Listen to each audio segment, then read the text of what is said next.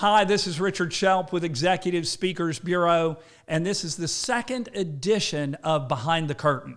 In Behind the Curtain, we do two things. First of all, we provide you with some interesting insights on some of our favorite speakers, but also we teach you a little something about the speaking business. Our guest today is Joe Mull. Joe Mull is an outstanding workforce expert.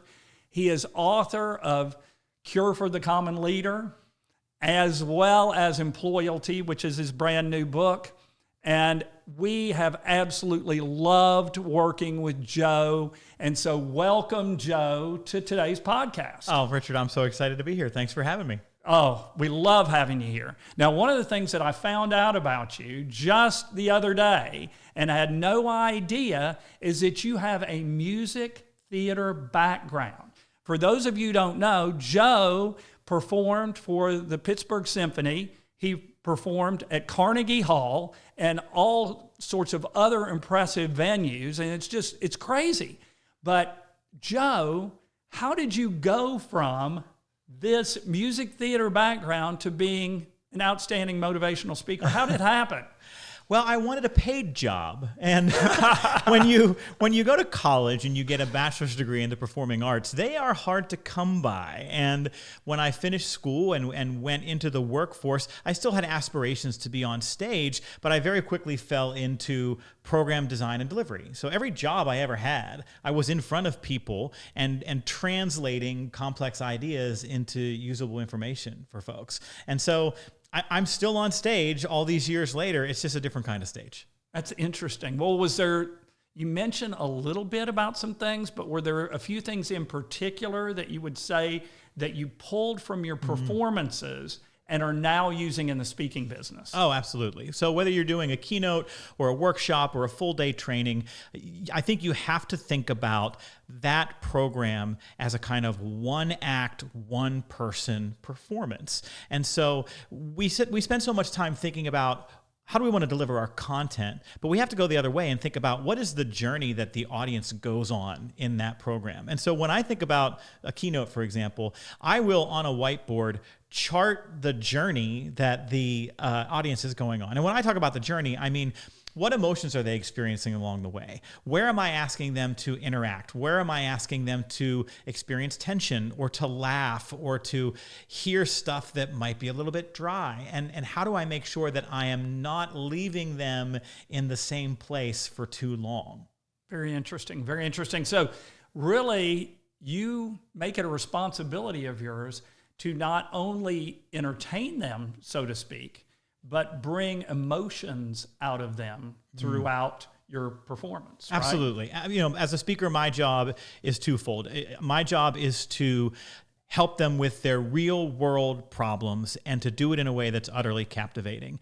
And so I need to be thinking about how they are participating, because sit and listen is the lowest form of participation available to an audience. So where am I asking them to shout out an answer, to raise their hands, to interact with me, to interact with the content in a different way? Is it data? Is it a story? Am I asking them to laugh? Am I asking them to reflect inward on their own thoughts and feelings? Am I asking them to recall a particular kind of experience? And then am I making sure that I'm constantly moving people through those experiences so that at no point in time does it feel stale or static? I absolutely love that. It really brings out that there is so much more than just standing up on the stage and talking, right? Which is incredible. Absolutely. I think that most of the time when you step in front of an audience, the people in that room are starting out in one of two places, either curiosity or doubt.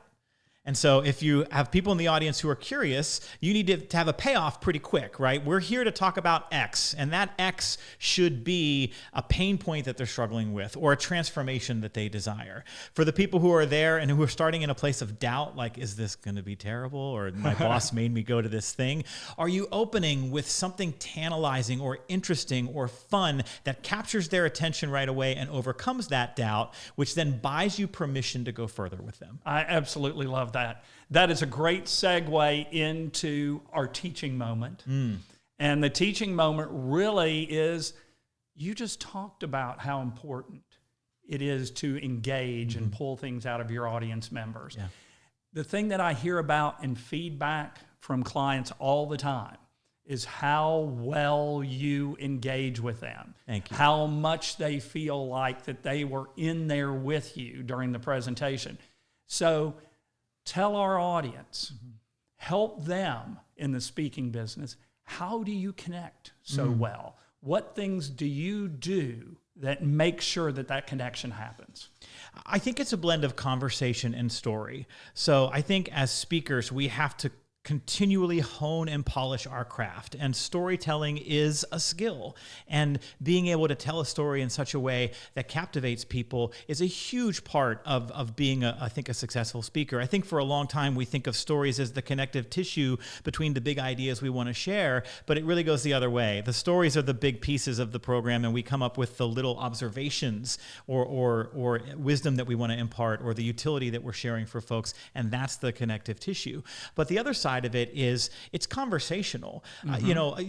We've all heard of like the fake keynote speaker voice, right? People who get up on stage and say, "Today, I'm going to take you on a journey." And it's obviously fake. That's not how they talk to people, right? So if I am standing in front of you on stage, I am talking with you the same way that I would be talking with you if you came over to my house and we were hanging out on the patio. And so if I'm going to tell you a story or share an observation or an insight, it needs to be conversational. And then you do all the other things that we just talked about in terms of plotting the emotion and the interaction that you can create. That is fantastic. You are allowed, because of those answers, a shameless plug. Tell everybody about your book, Employalty. Oh, thank you so much. Employalty, How to Ignite Commitment and Keep Top Talent in the New Age of Work, basically argues that employers right now have a choice. Are you a departure organization or a destination workplace?